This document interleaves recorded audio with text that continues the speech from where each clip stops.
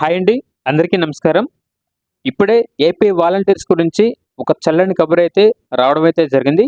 ఇందుకు సంబంధించిన పూర్తి వివరాలు అనేవి ఈ వీడియోలో తెలుసుకుందాం.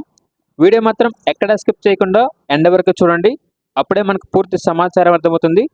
ముఖ్యంగా వీడియో నచ్చితే లైక్ చేయండి, అలాగే ఛానల్ సబ్స్క్రైబ్ చేసుకోండి. ఇక లేట్ చేయకుండా వీడియోలోకి వెళ్ళిపోదాం. ఆంధ్రప్రదేశ్ వాలంటీర్ వ్యవస్థను ఎప్పటికీ నిర్మూలించము, అలాగే కొనసాగిస్తాము అని కీలక వ్యాఖ్యలు చేశారు ప్రముఖ మంత్రి. కానీ కేవలం పింఛన్ అనేది అందజేయగలిగేది వాలంటీర్ వ్యవస్థకు మాత్రమే సాధ్యమవుతుంది అనడం చాలా తప్పని ఆయన సమూలంగా వివరించారు. వాలంటీర్ వ్యవస్థ లేకపోయినా కూడా ఆంధ్రప్రదేశ్ ప్రభుత్వం మొన్న ఏ ఇబ్బందులు లేకుండా అందరికీ పింఛను అందజేసింది. కానీ వాలంటీర్ వ్యవస్థను తొలగించమంటూ కీలక వ్యాఖ్యలు చేశారు.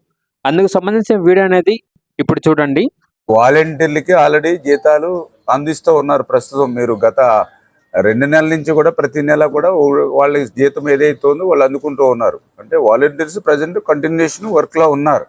కాకపోతే మనం కూడా వాలంటీర్స్ వల్లే పెన్షన్లు ఇస్తూ ఉన్నామని ఏదైతే ప్రభుత్వం మభ్యపెట్టి మాయ చేసి ఏదైతే ప్రజల్ని చేసిందో అది కరెక్ట్ కాదనేది నిన్న అర్థమైనటువంటి పరిస్థితి ఆంధ్రప్రదేశ్ రాష్ట్రానికి అంతటికి కూడా.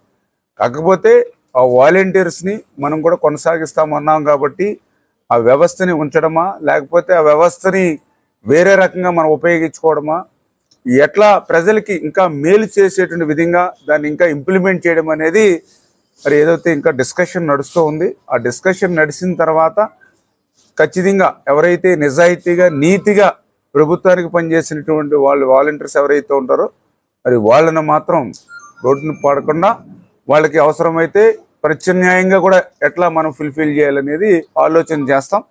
అది ఇంకా డిస్కషన్లో ఉండి తొందరలోనే దాని మీద కూడా ఒక నిర్ణయం కూడా తీసుకోవడం జరుగుతుంది.